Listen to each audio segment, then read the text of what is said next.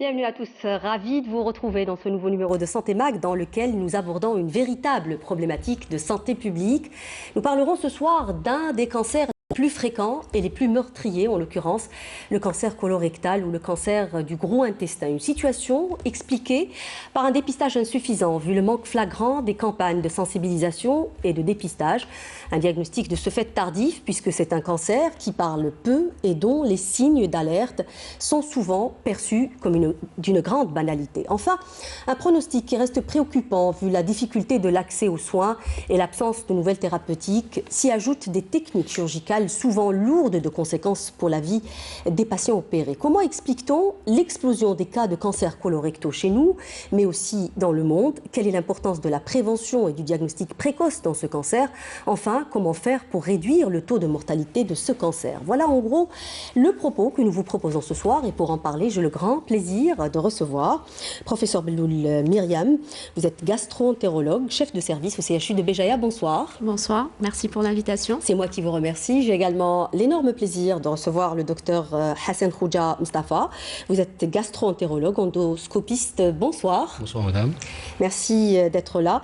J'ai également l'énorme plaisir de recevoir le professeur Saïb Tariq. Vous êtes spécialiste en chirurgie générale et en oncologie. Bonsoir. Bonsoir et merci pour l'invitation. C'est moi qui vous remercie. J'ai également le grand plaisir de recevoir ce soir le professeur Mahfouf Hassan. Vous êtes chef de service oncologie à l'hôpital de Louiba. Bonsoir. Bonsoir, merci pour l'invitation. C'est moi qui vous remercie à tous d'être ici pour sensibiliser nos téléspectateurs ce soir sur ce thème d'actualité et ce thème de grande utilité. Je le disais en préambule, le cancer colorectal est j'ai envie de dire, au triste podium des cancers chez nous, mais pas seulement chez nous, c'est dans le monde. Il occupe la deuxième place en termes d'incidence et de mortalité. On recense quelque chose comme 7000 nouveaux cas par an, selon les chiffres donc, dont nous disposons. Est-ce qu'on a une explication, professeur, de cette explosion de cas, justement? Et c'est pas, je rappelle encore une fois que ce n'est pas propre à l'Algérie, c'est dans le monde. Bien sûr, le cancer n'est pas propre à l'Algérie. Oui. Et le cancer est une pathologie qui est fréquente. C'est une des 3 premières causes de mortalité en Algérie. Et quand on voit le réseau national du registre du cancer, qui est une des avancées qu'a ramené le plan cancer 2015-2019, donc qui est pour une population de 40 millions d'habitants, nous avons 43 900 cancers, toutes localisations confondues, donc une incidence, c'est-à-dire l'incidence et le nombre de nouveaux cas par an de 118 pour 100 000 habitants. Et dans les cancers colorectaux, ils sont en première position chez l'homme algérien. Après, chez l'homme et la femme? Non, il est en première position d'abord chez l'homme. D'accord. Avant le cancer du poumon. Le cancer du poumon qui était le premier, et maintenant il a été surclassé par le cancer colorectal. Pourquoi? Parce que c'est pas parce que les Algériens fument moins. Au contraire, les Algériens fument plus. Les Algériens fument de plus en plus jeunes. Et les Algériennes surtout fument, puisque le cancer du poumon est en 7e position. Quant au cancer du côlon et du rectum, il est en première position chez l'homme et en première position chez l'homme et en deuxième position chez la femme, après le cancer du sein. Oui. Les facteurs d'incidence sont connus, c'est la sédentarité, c'est l'âge à partir de 50 ans où on va voir beaucoup de cancers apparaître, parmi eux le cancer du côlon. Et l'incidence, justement, l'âge de survenue du cancer du côlon en Algérie est de 56 ans chez la femme et de 57 ans chez l'homme. Et donc, vous voyez tous ces effets, et aussi le tabagisme qui est criminel dans le cancer. On va revenir sur tout ça plus en détail tout à l'heure, professeur, si vous permettez, parce qu'on va revenir sur les facteurs de risque. J'aimerais juste faire réagir justement docteur Hassan Khouja, parce que je pense que vous vouliez aussi revenir sur cette explosion de cas et l'explication qu'on peut donner aujourd'hui pour éviter ce qui peut être évitable. Alors, il y a plusieurs facteurs qui peuvent expliquer l'explosion des cas de cancer du côlon. Il y a le mode de vie qui est plutôt sédentaire, l'excès pondéral, l'alimentation qui est riche en viande rouge, pauvre en fibres. Ce sont des facteurs qui font que le cancer apparaît plus mais on ne comprend pas pourquoi en Algérie le cancer du côlon est devenu en première position, contrairement aux autres pays qui sont en 3e position. Il y a d'autres facteurs qui sont l'exposition aux polluants, notamment des pesticides cancérigènes. Tout ça mérite une bonne réflexion pour essayer de chercher quels sont les facteurs qui... Est-ce que le dépistage n'a pas sa place aussi? Peut-être qu'un retard de dépistage aujourd'hui, parce que quand ce cancer est dépisté suffisamment tôt, il est évitable finalement. On va le voir tout à l'heure quand on parlera justement du dépistage et du diagnostic précoce. Mais est-ce qu'aujourd'hui aussi, on ne peut pas incriminer le retard du dépistage, le retard du diagnostic? Absolument. Effectivement, donc, comme l'ont dit mes confrères, donc, c'est un cancer, il faut savoir que c'est un cancer des pays industrialisés, donc préalablement. Donc actuellement, c'est un cancer qui prend place, qui prend le regain dans les pays en voie de développement, justement par le changement, cette transition épidémiologique et par le changement de mode de vie. Donc, pour revenir à ce que vous venez de dire, justement, donc, il faut alerter donc, nos téléspectateurs par rapport au diagnostic précoce. Donc, il y a le diagnostic précoce, il y a le dépistage. Donc, le diagnostic, c'est-à-dire au moindre symptôme. Donc, on va voir quels sont les symptômes de ce cancer. Donc, au moindre symptôme, il faut consulter, surtout, comme l'a dit le professeur Mahfouf, à partir de 50 ans, parce que l'âge est le facteur de risque le plus important. Et pourquoi parler du dépistage? Parce qu'en fait, le dépistage est une façon de diminuer la mortalité. Pourquoi? Parce qu'il faut savoir que ce cancer, on revient à l'histoire naturelle de ce cancer, c'est un cancer qui naît sur une lésion précancéreuse qui s'appelle un polype. Un polype est une tumeur bénigne qui peut dégénérer dans 10% des cas sur 10 ans, devenir un cancer. Et justement, les différentes études qui ont été faites ont démontré que la résection de ces polypes pouvait réduire de 76 à 90% le risque de survenue de cancer. Oui.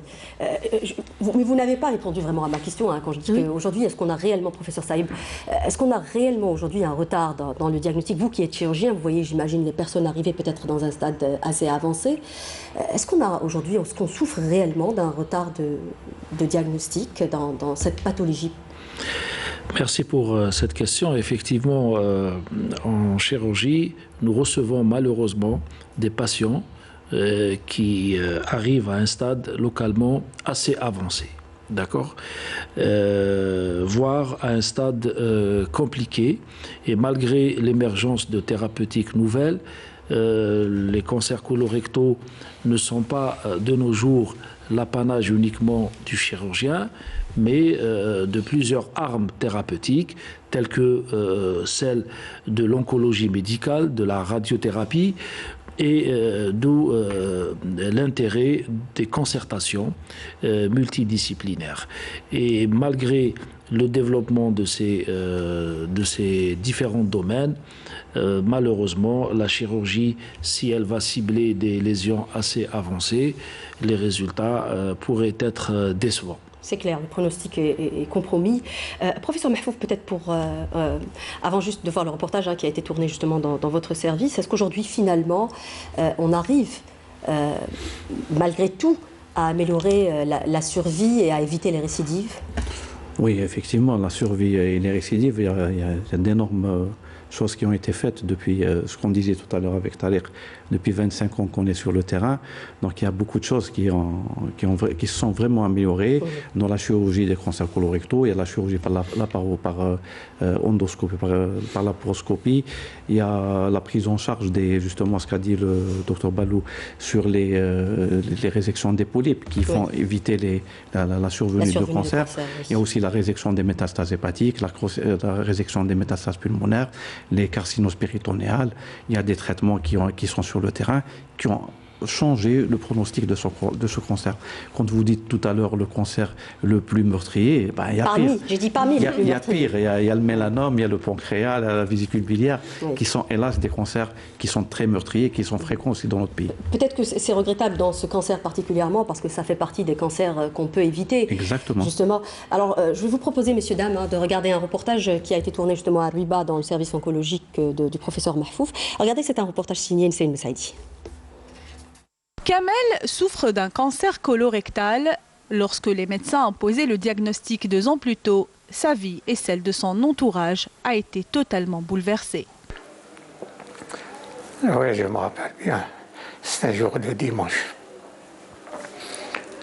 رحنا للوبيتال مصطفى قال له روح دير له بي دونطري ايرجون قال له دخلت لو 4 je me rappelle le 5 opérite le côlon 32 cm ils ont coupé.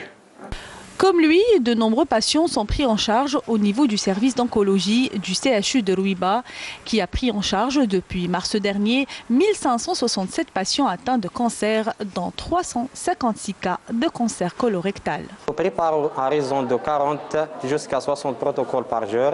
Ça dépend aussi des jours. Nous avons des jours où nous arrivons jusqu'à 80 protocoles. Selon les données du registre national des cancers, l'Algérie a enregistré près de 6500 nouveaux cas de cancer colorectal l'année dernière. Les oncologues imputent cette augmentation principalement à la mauvaise qualité de l'alimentation. La première cause, c'est l'alimentation riche en graisse animale. Vous voyez qu'en Algérie, maintenant, tout le monde prend du fast-food. La deuxième cause, c'est les viandes rouges. Donc, toutes les personnes qui prennent beaucoup plus de viande rouge, je ne dis pas qu'il ne faut pas les prendre, mais il faut les prendre à bon escient. C'est-à-dire prendre 100 grammes de viande par jour. Il ne faut pas le dépasser.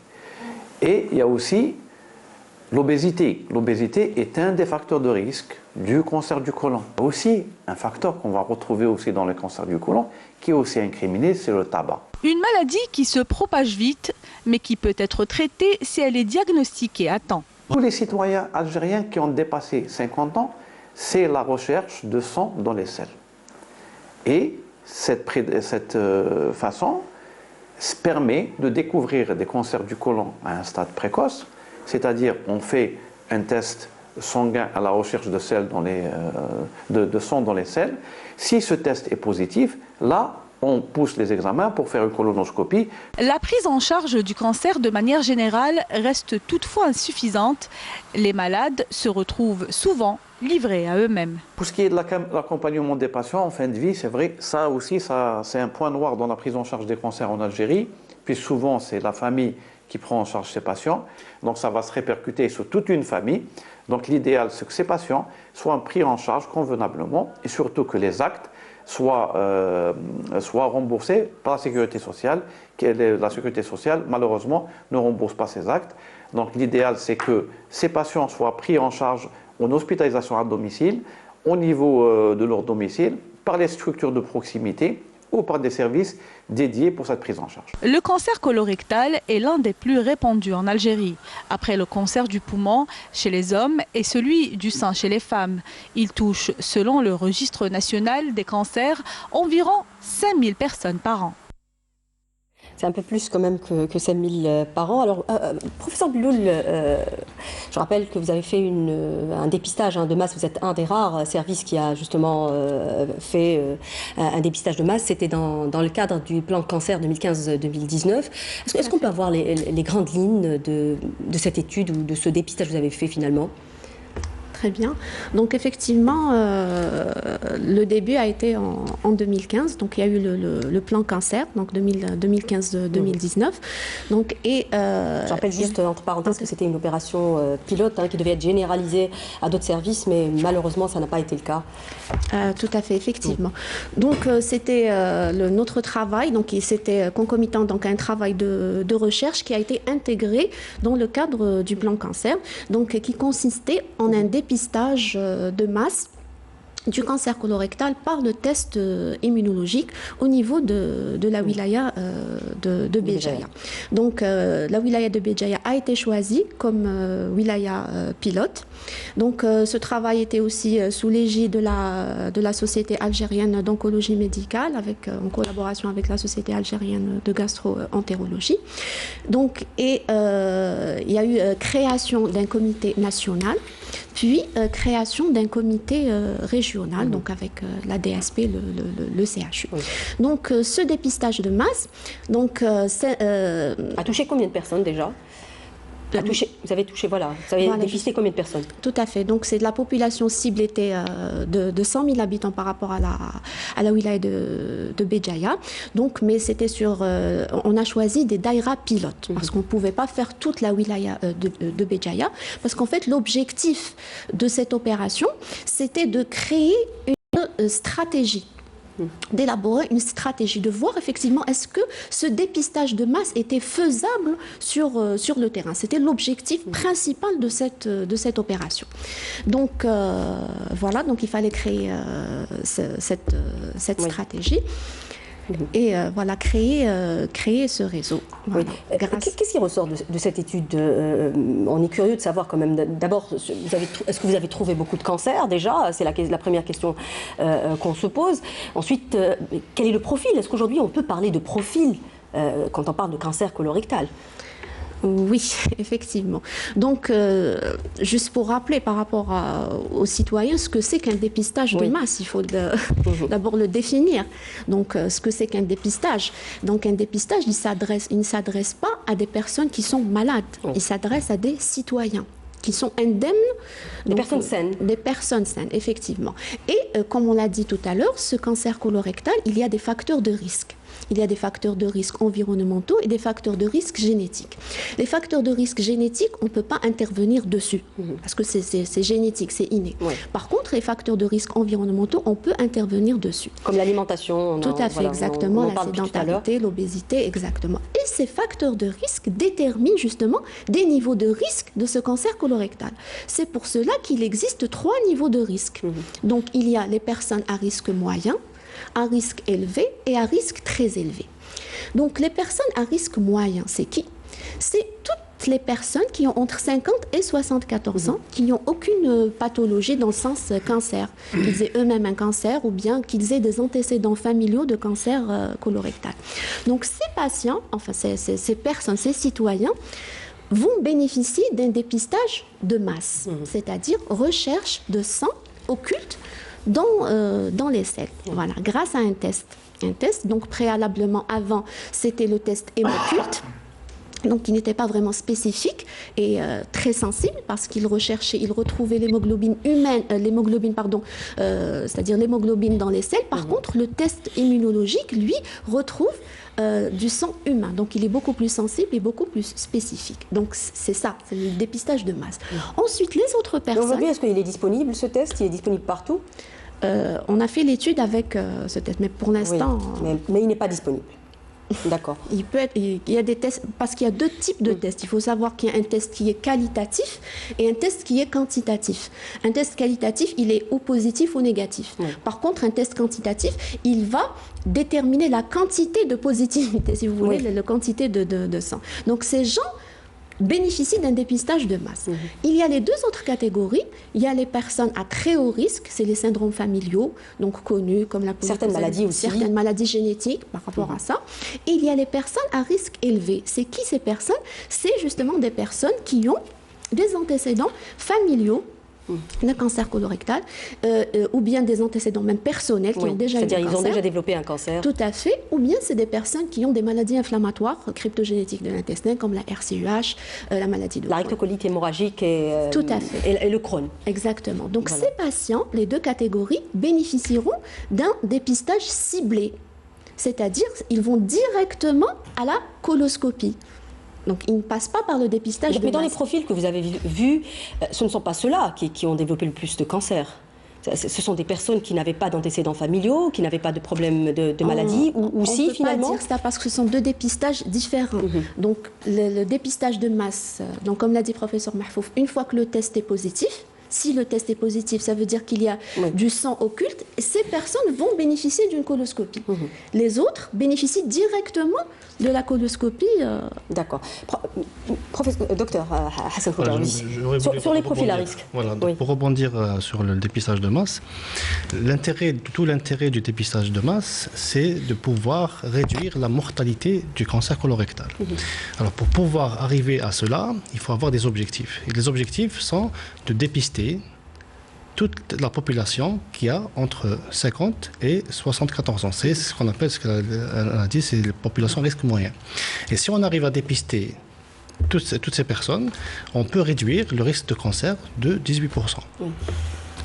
Oui. Professeur Mahfouf, j'aimerais vous faire revenir, peut-être vous faire rebondir sur les profils à risque, parce que je pense que c'est très important pour que les gens puissent s'identifier. Est-ce que finalement, les cancers colorectaux, on va les voir chez les personnes qui ont des maladies du type, par exemple, Mickey ou autres, ou des antécédents familiaux, ou plutôt, finalement, non, pas forcément. On voit aussi des cancers colorectaux chez des personnes qui n'ont pas d'antécédents. Bien sûr. Dans la majorité des cas, Dans la majorité des cas, vous savez, on a 5% de patients qui ont des maladies, et c'est une maladie héréditaire qui fait qu'il y a un cancer du côlon et du rectum qui va se développer. Il y a une population aussi où c'est les maladies inflammatoires chroniques de l'intestin qui sont pourvoyeuses. Mais la plupart de la population, c'est des populations qui ont des facteurs de risque qu'on peut maîtriser. Et quand on dit un dépistage de masse. Le dépistage de masse, il ne se fait pas d'une façon ponctuelle. Il se fait maintenant, mais vous allez continuer à voir ces patients. Si le test est négatif, vous allez le revoir dans 2 ans. Ailleurs, c'est une invitation que les autorités... À partir de 50 ans. À partir de 50 ans, les autorités vous envoient une invitation pour faire un test. Et si ce test est positif, il y a une colonoscopie. Si cette colonoscopie est positive, on fait appel au chirurgien. Si la résection du côlon et du rectum nécessite un traitement adjuvant par un traitement médicamenteux qui est la chimiothérapie, il y a le traitement qui se fait. Donc tout le circuit du patient est balisé. Il y a des images qui sont en train de passer. Oui. Donc il y a tout le circuit du patient qui est balisé. Est-ce que pour l'âge, si vous permettez, professeur Mahfouf, pour l'âge, c'est 50 ans généralement ou c'est plus jeune chez nous? Parce que je pense que dans votre étude, justement, peut-être c'est un aspect très important, l'âge était inférieur à 50 ans, c'est ça? Enfin, inférieur à 50 ans, parce qu'il y a eu une étude parallèle donc, qui a été faite parce que là, c'était une étude sur le dépistage, il y a eu une autre étude sur le profil des cancers colorectaux au niveau de la wilaya de Béjaïa. Mais le réseau national du registre des cancers en Algérie donne des chiffres qui sont plus ou moins fiables, qui disent que l'âge, c'est 56 ans. Et dans les services où on exerce, c'est... Dans les services, voilà, ça c'est important. C'est le chiffre. Mais quand vous avez vous pouvez aussi avoir des sujets jeunes. Le plus jeune cancer du côlon que j'ai vu, il avait 17 ans. 19 ans aussi. 17 ans quand j'étais assistant au CPMC. Donc ça peut arriver même ça peut arriver, donc ça peut exister. Vous savez, le cancer reste toujours une maladie énigmatique. Justement, professeur Saïd, je ne sais pas si on peut savoir les symptômes. On ne peut pas vraiment parler, je le disais d'ailleurs en préambule tout à l'heure, qu'on ne peut pas vraiment parler de symptômes spécifiques. Souvent, ils paraissent comme étant des symptômes d'une grande banalité. Est-ce qu'il y a des symptômes dans le cancer colorectal ou quand il y a des symptômes, c'est déjà trop tard? Moi, je préfère diviser les symptômes des cancers coliques et ceux du cancer du rectum. En matière des cancers du côlon, généralement, c'est des symptômes banaux. Ça, c'est pour dire que le cancer touche en fait deux parties du gros tube intestin, digestif différents, malgré que les facteurs favorisants, qu'ils soient héréditaires ou autres, ou environnementaux, sont les mêmes. En matière de symptômes et de traitement, ça diffère. Concernant les cancers coliques, le premier symptôme, c'est des douleurs abdominales qui sont vagues, très mal localisées, qui sont atypiques. Ça peut intéresser le cadre colique, donc périphérique, et associé à des troubles du transit, surtout une alternance de diarrhée et de constipation. On peut également observer à un stade avancé une voussure abdominale au niveau du ventre, c'est-à-dire une masse palpable témoignant d'une lésion assez avancée. Concernant les cancers du rectum, la localisation au niveau du rectum, le maître symptôme, c'est le saignement, c'est l'hémorragie. Même si il y a une hémorroïde expliquant cela, il faut toujours devant un saignement par le bas ou une selle imbibée de sang, penser au cancer du rectum en sachant que c'est le premier cancer digestif chez l'homme. Et Et n'hésitez pas à aller consulter un généraliste pour bénéficier d'un toucher rectal. On peut avoir d'autres symptômes mais qui ne sont pas spécifiques. Mais là déjà, c'est pas très spécifique. Hein. Ça peut être, on peut confondre ces symptômes avec une colopathie fonctionnelle, par exemple. Absolument. C'est exactement les mêmes symptômes. Absolument. Devant un cancer du rectum, même un prurite, il faut faire un toucher rectal et il faut faire un examen endoscopique par voie basse à la recherche du cancer. Oui. Qui doit se faire dépister, docteur Hassan Khouja? Est-ce que tout le monde doit se faire dépister finalement? Alors, on a dit que ça peut toucher les jeunes, on a dit que ça peut toucher les personnes sans antécédents. Comme on a dit, le dépistage, il ne peut être fait que pour les patients à risque moyen. D'accord. Donc, c'est les patients dont on a parlé qui sont entre 50 et 75 ans. En dehors de cela, on ne fait pas de dépistage de masse. Par contre, il faut savoir qu'il y a des circonstances qui doivent mener à faire une exploration. Les circonstances, parmi les circonstances qui doivent pousser à faire une exploration, c'est l'anémie. Chez les patients qui peuvent partir par exemple chez le cardiologue ou chez l'endocrinologue, et lors d'un examen de routine, ils découvrent une anémie. À ce moment-là, ça doit pousser à une exploration. Il y a d'autres symptômes évocateurs, mais il faut savoir que les symptômes les plus importants, la fatigue, l'asthénie, l'amaigrissement, et surtout l'apparition de symptômes récents. Chez quelqu'un qui n'avait pas du tout de symptômes, depuis 2 ou 3 mois, il a des symptômes, des douleurs, une modification du transit, le saignement, comme l'a dit le professeur Saïm. Tous ces symptômes doivent alerter le patient, surtout quand s'il a 50 ans et plus. Comme on sait que l'incidence du cancer augmente avec l'âge, et plus on dépasse 50 ans, plus le risque de cancer apparaît. À partir de là, c'est des gens qui doivent s'inquiéter et aller consulter. Oui. Alors quand on fait un test positif, il faut dire que ça ne veut pas dire forcément que c'est un cancer. Tout à fait, c'est très important de le préciser justement, parce que c'était un frein à l'adhésion de certaines personnes. C'est-à-dire on croit que parce qu'il a un test positif, cela veut dire qu'il a un cancer. Justement, un travail a été fait dans ce sens, c'est-à-dire avec des psychologues, il y a la formation des médecins généralistes pour véhiculer justement ce message. Donc un test positif ne veut pas dire cancer, il veut dire uniquement qu'il y a du sang occulte au niveau des selles, que ça doit pousser à faire la coloscopie, qui est l'examen de gold standard justement pour diagnostiquer ces lésions qui sont préalablement bénignes, qui peuvent devenir cancer. Donc c'est la prévention. Oui. Alors il faut dire que, pour rappeler ou conclure, je ne sais pas comment le dire, le dépistage déjà, c'est pas la coloscopie, hein, parce que ça c'est un examen ciblé, c'est la coloscopie. C'est pour la catégorie dont on a parlé. Quand c'est des gens à risque élevé, qui ont des antécédents familiaux, ils doivent faire la coloscopie. Le dépistage de masse. Le dépistage de masse que peut faire une personne saine, ce n'est pas la coloscopie. La coloscopie arrive dans un stade quand c'est positif, c'est ça? Tout à fait. Et il faut rappeler aussi que c'est pas douloureux, parce que ça c'est très important. C'est un examen qui a une très mauvaise réputation. Beaucoup de gens sont réticents, ne veulent pas le faire. Il faut rappeler peut-être que c'est pas douloureux, qu'il n'y a pas de risque. C'est pas douloureux, je ne pourrais pas dire ça comme ça. C'est sous anesthésie. Ça peut se faire. Il y a des coloscopies qui peuvent se faire sous sédation, ou bien une coloscopie qui peuvent se faire à vie. C'est un examen plutôt qui est gênant. Et ça, c'est pour des personnes, c'est pour des indications particulières. C'est pas pour tout le monde. C'est-à-dire sans anesthésie. Pas forcément. C'est au choix du patient. Confort. Tout à fait. C'est le patient, en fait, c'est le patient qui choisit s'il veut faire la coloscopie avec anesthésie ou sans anesthésie. Le choix est vite fait dans ce cas. Ça dépend. La sédation n'est pas dénuée de risque non plus par rapport. Oui. Professeur Mahfouf, un test négatif veut dire qu'il n'y a pas de cancer. Un test négatif de... Non. Oui. Ça ne veut pas dire forcément... qu'il n'y a pas de saignement et il faut refaire un autre test ultérieurement. Il ne faut pas se dire, c'est bon, mon test est négatif, c'est bon. Oui. Dans tous les examens de dépistage, c'est des examens qui sont cycliques dans le temps. Ce n'est pas un examen ponctuel, vous le faites aujourd'hui et vous le faites plus, comme le dépistage du cancer du sein, même chose. Le dépistage du cancer du col de l'utérus, même chose. Il faut continuer à les faire dans le temps. Oui. Professeur Saïb, alors on fait le test de dépistage, on fait la coloscopie. C'est quoi la procédure pour le diagnostic, finalement ?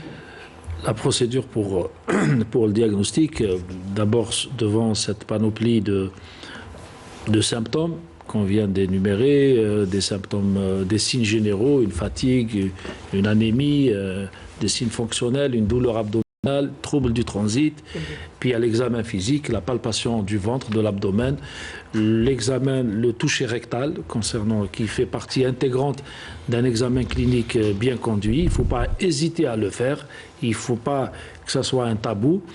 Et à côté de cela, il faut passer directement à l'endoscopie digestive basse, ce qu'on appelle la colonoscopie ou la coloscopie.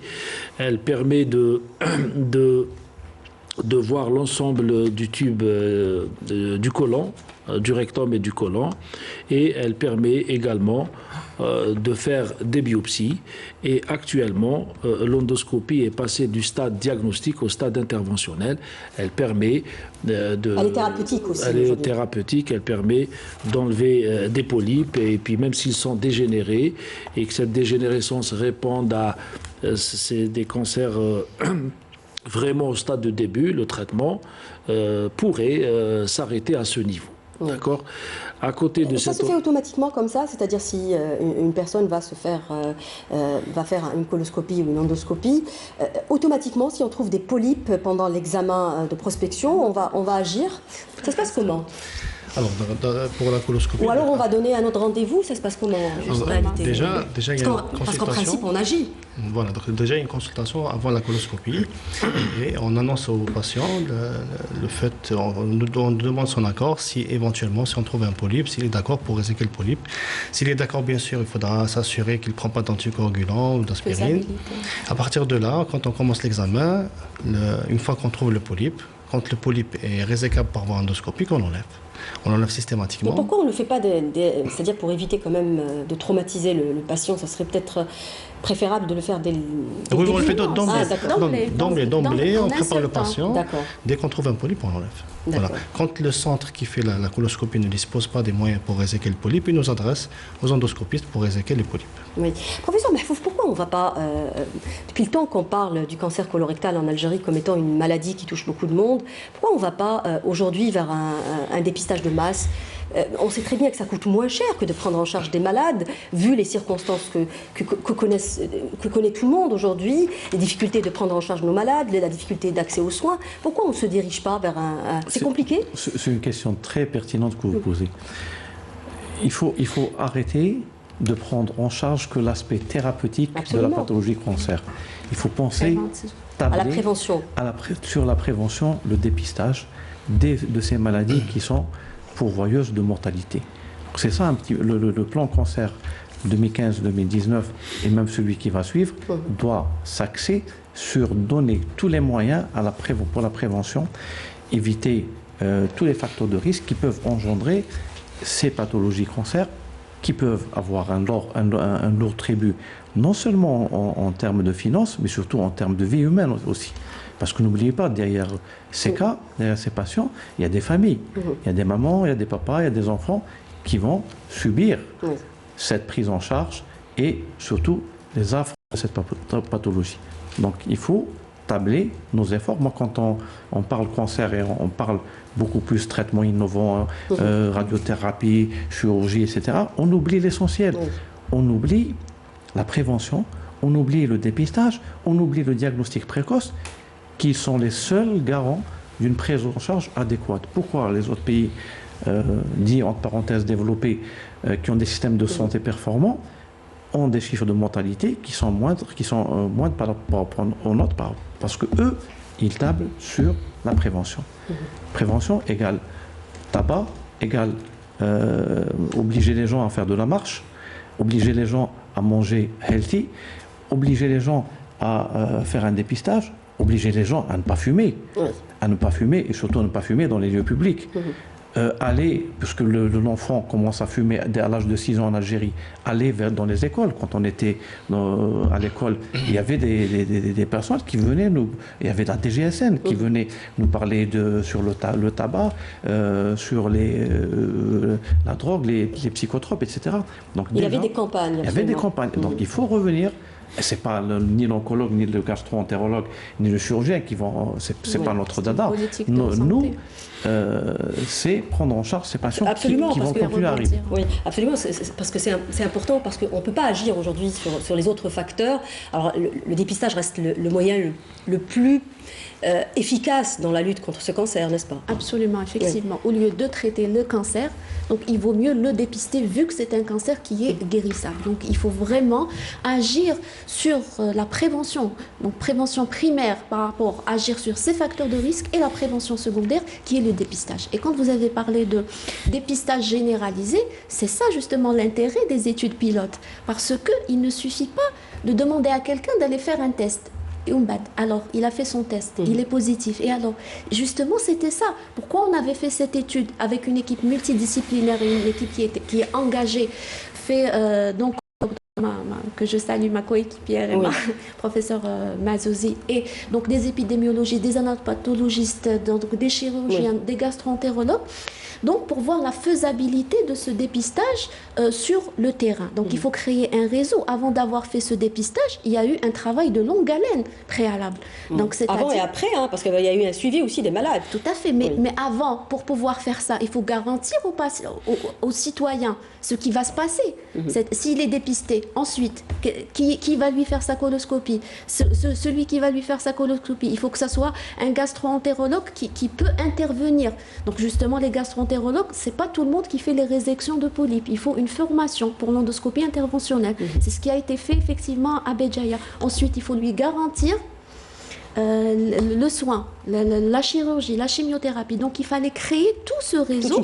Toute une chaîne. Absolument. Voilà, pour pouvoir... Vous dites que le but justement de ce genre d'opération pilote est de voir la faisabilité de ce dépistage de masse. Finalement, c'est faisable ou pas? C'est compliqué? C'est compliqué, il y a eu des points forts et des points faibles par rapport à ça. Bien sûr que c'est faisable, justement, on a pu le faire. Donc, et on a eu des résultats par rapport à ça. Donc il y a eu des tests positifs. Parmi ces tests positifs, il y a eu des cancers. Donc, et parmi ces cancers, il y a eu des cancers qui étaient sur des polypes dégénérés. C'est-à-dire que c'était des polypes qu'on a réséqués uniquement endoscopiquement. Donc pas de chimiothérapie, pas de chirurgie. Donc vous voyez, comme il a dit, par rapport au coût. Donc dépister le coût par rapport au test et par rapport à toutes ces thérapeutiques innovantes et qui coûtent extrêmement cher. Donc c'est toute une politique de santé. Professeur Saïb, quelle est la part des personnes qui arrivent en chirurgie, c'est-à-dire les personnes atteintes de cette maladie, si on doit donner un pourcentage? Un pourcentage, il est très élevé, il avoisine les 95%. D'accord, puisque la chirurgie demeure... Bon, avant, on disait que c'était la pierre angulaire. Le traitement de référence. La pierre angulaire du traitement, mais maintenant, il faut être. Le cancéro colorectal n'appartient plus aux chirurgiens. C'est toute une. C'est le domaine de la chirurgie, de l'oncologie médicale, de la radiothérapie et autres, de la multidisciplinarité. Il faut qu'on discute entre nous et tracer une feuille de route, mais. La chirurgie, quand même, garde une Elle consiste en quoi, place. la chirurgie du cancer colorectal? On va amputer la personne d'une partie du côlon, c'est ça en gros? Absolument. D'abord, les objectifs de cette chirurgie, puisque... C'est ce qu'on voit d'ailleurs à l'image. On dit toujours que la chirurgie, le bistouri est le traitement de désespoir, malheureusement. Mais peut-être c'est de l'espoir. Les objectifs sont de guérir le patient, de participer à la guérison de la maladie, en associant, en convergeant nos efforts avec nos collègues des autres spécialités et d'assurer une qualité de la vie. Qualité de la vie, il faut essayer d'assurer un circuit digestif autant physiologique que possible. Donc, les méthodes chirurgicales, on peut réséquer. Vous savez, il y a un côlon déporté sur la gauche et un côlon déporté sur la droite. Donc on peut enlever un segment du côlon droit, du côlon gauche plutôt, d'accord, ce qu'on appelle une résection, une ablation partielle d'une partie du côlon gauche. On peut enlever la moitié du côlon, c'est-à-dire le côlon gauche ou le côlon droit, c'est l'hémicolectomie droite. On peut être appelé à pratiquer l'exérèse ou l'ablation de tout le cadre colique. Concernant de tout le côlon. De tout le côlon, et bien sûr, coûte que coûte, on essaye d'assurer une qualité de la vie. Est-ce qu'une stomie est inévitable, par exemple Non, justement. L'un des objectifs, c'est d'assurer une qualité de la vie en évitant la stomie. Maintenant, concernant le rectum, la problématique est différente. C'est plus compliqué. C'est une partie qui est très profonde dans le pelvis.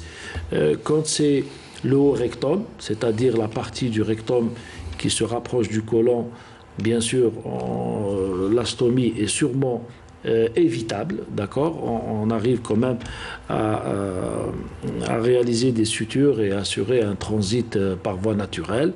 Maintenant, concernant le moyen rectum et le bas rectum, on commence d'abord par une radiochimiothérapie avant l'intervention quand on a accès à la radiothérapie. Bien sûr, quand on a accès, malheureusement. Parce que ça, c'est une grosse problématique aussi. Une grosse problématique. Donc, radiochimiothérapie préopératoire ou néoadjuvante. Là, vous anticipez un peu sur ma prochaine question, parce que c'est la question que j'avais posée justement à professeur Mahfouf. Est-ce que les chimiothérapies, j'ai envie de dire les traitements classiques aussi, qu'on a l'habitude d'utiliser dans les autres cancers, chimiothérapie, radiothérapie, sont inévitables également dans le cancer colorectal? Et est-ce qu'on les utilise justement en préopératoire ou post-opératoire? Là, vous commencez à vraiment vous initier à cette pathologie. Là, déjà, avant de prendre cette décision, c'est pas seulement l'oncologue ou le chirurgien qui la prend. Comme vous nous voyez maintenant, Myriam, Mustafa, Tariq et moi, il faut aussi un radiologue, un imageur, un anatomopathologiste, et on discute du dossier du patient. Et généralement, on aurait aimé que ce soit le médecin de famille ou le médecin généraliste qui ramène le dossier du patient pour qu'il soit aussi au courant de la démarche thérapeutique. Donc, ça, ce qu'on appelle une RCP, c'est une réunion de concertation pluridisciplinaire. Ça se fait dans les grands centres et à Rouiba, nous participons à 2 ou 3 puisque nous sommes sur une RCP Est d'Alger et l'RCP aussi du CPM, le Centre Pierre et Marie Curie, où il y a les différents services d'oncologie qui se retrouvent tous les mercredis. Donc on discute le dossier du patient et en fonction de l'évolution de la maladie, parce qu'il y a le bilan diagnostique qui est fait par la colonoscopie et la biopsie et la pathologiste qui va nous dire est-ce que c'est bénin ou malin. Il y a aussi le bilan d'extension qui doit être fait. On fait généralement un scanner thoraco-abdominopelvien et une IRM pelvienne lorsqu'il s'agit d'un cancer du rectum. Et il y a aussi le collègue radiothérapeute qui nous dit est-ce que on va commencer par une radiochimiothérapie concomitante pour ce qui est du rectum, dans les délais raisonnables, parce qu'il faut que 6 semaines après, il soit opéré, après la fin de la radiothérapie. Donc c'est une course contre la montre. Donc on s'inscrit, on ne parle plus d'une prise en charge du patient, mais d'un projet thérapeutique qu'on doit fournir au patient. Si on dit que c'est chimiothérapie, généralement mercredi, le patient, on lui donne rendez-vous dans la semaine, c'est-à-dire dimanche ou lundi, pour qu'il fasse sa chimiothérapie, pour réduire le nombre de métastases ou réduire la taille des métastases pour qu'il soit opérable. Donc c'est en fonction du stade de la maladie qu'on peut dire ce patient va recevoir de la chirurgie seul, ou bien après chirurgie, il y a un traitement médicamenteux qui va se faire par une chimiothérapie avec son thérapie ciblée. Sinon, si c'est une stade métastatique, on va demander à la collègue pathologiste de nous faire le testing RAS. Le testing RAS, il va nous dire est-ce que c'est un RAS sauvage ou c'est un RAS muté. Pour cela, on va faire une thérapie ciblée qui est adéquate à ce traitement. Donc tous ces nouveaux traitements qui sont venus pendant ces 25 ans d'existence pour nous en tant qu'oncologues et chirurgiens, ont apporté un bénéfice en termes de vie et de qualité de vie. Parce qu'il y a aussi la qualité de vie qui est importante. Absolument, ça c'est très important en post-opératoire justement. Quelles sont aujourd'hui les plus grosses difficultés qu'on rencontre dans le parcours de traitement, professeur Mahfouf? Et est-ce qu'on arrive justement à les contourner? Parce que on arrive à les contourner lorsque le patient frappe à la bonne porte. C'est-à-dire nous avons 2 collègues, 2 amis endoscopistes qui vont, après un dépistage, faire une biopsie, faire une colonoscopie et trouver la lésion, faire une biopsie, réséquer si c'est un polype et surtout ne pas perdre de vue le patient. Tariq le prend en chirurgie, soit une chirurgie conventionnelle, soit une chirurgie laparoscopique, parce que la chirurgie cilioscopique aussi a un avantage et peut être un bénéfice dans les cancers du côlon et du rectum. Le collègue radiothérapeute doit le prendre dans les délais. J'insiste sur les délais parce que c'est important. Et le délai entre la chirurgie, la radiothérapie et la chimiothérapie c'est ça, en doit fait, être respecté. C'est ça le plus gros problème, justement, c'est les rendez-vous. C'est pour ça que je pose la question. Si le problème des rendez-vous en oncologie, je crois que le problème ne se pose pas. En chirurgie aussi, en endoscopie aussi. En chimiothérapie aussi un peu moins, mais en radiothérapie, c'est le gros problème. En radiothérapie, le grand problème, c'est la radiothérapie. On a parlé tout à l'heure aux antennes. Je vous ai dit, madame, il y avait 7 accélérateurs linéaires. Nous avions des délais qui étaient à 1 an. Nous avons 50 accélérateurs linéaires. Nous sommes sur des délais dans certains centres, parce qu'il y a des surcharges, il faut dire qu'il y a des surcharges sur certains centres qui sont des délais de 1 an. Et le collègue chirurgien sera obligé, au lieu de faire une radiochimiothérapie concomitante, de faire une chimiothérapie ou une chirurgie pour réduire la tumeur et pouvoir l'opérer. Mais il faut une fois pour toutes, qu'on règle, qu'on discute, c'est quoi le problème des rendez-vous de radiothérapie. Pourquoi il y a un accès qui est limité pour la radiothérapie. Oui, absolument. Alors justement, professeur Belou, je pense que vous vouliez réagir aussi sur les radiothérapies. Peut-être que vous êtes confronté également au même problème à Béjaïa, ou peut-être ça se passe un peu mieux. Oui, enfin, peut-être un peu mieux qu'à Alger. On les envoie à Sétif. Par rapport à notre région de Blida, on arrive quand même à avoir des rendez-vous assez proches, entre 1 à 2 jusqu'à 3 mois. Et ce qu'on fait, nous, pour pouvoir faciliter, c'est aussi dans le privé, mais pour essayer de ne pas perdre de vue. Je rappelle que vous êtes installé, vous êtes dans le privé, vous également, et professeur Saïd. Donc pour que le patient ne soit pas perdu de vue, on travaille beaucoup en collaboration avec nos amis oncologues, chirurgiens, et on fait en sorte que le patient ne perde pas de temps. Et quand il sort avec un diagnostic de chez nous, on appelle le chirurgien, on appelle l'oncologue et on l'envoie pour qu'il soit pris en charge dans les plus brefs délais. C'est une chaîne. Voilà, c'était un maillon. Oui, absolument. Professeur Saïd, justement, je voulais rebondir. Professeur Mahfouf, on a touché un mot en parlant justement sur les séquelles post-opératoires. Est-ce qu'aujourd'hui, on est dans une logique, j'imagine que dans la course pour la survie, on a peut-être tendance à occulter cet aspect. Est-ce qu'on essaye quand même aujourd'hui de se soucier, si je peux dire les choses comme ça, de la qualité de vie du malade? Est-ce que c'est possible? Oui, bien sûr. Bien sûr, la qualité de vie, quand on opte pour une chirurgie ou pour une autre, voilà. Absolument. Bon, la chirurgie, c'est une chirurgie qui est très codifiée, qui est très lourde.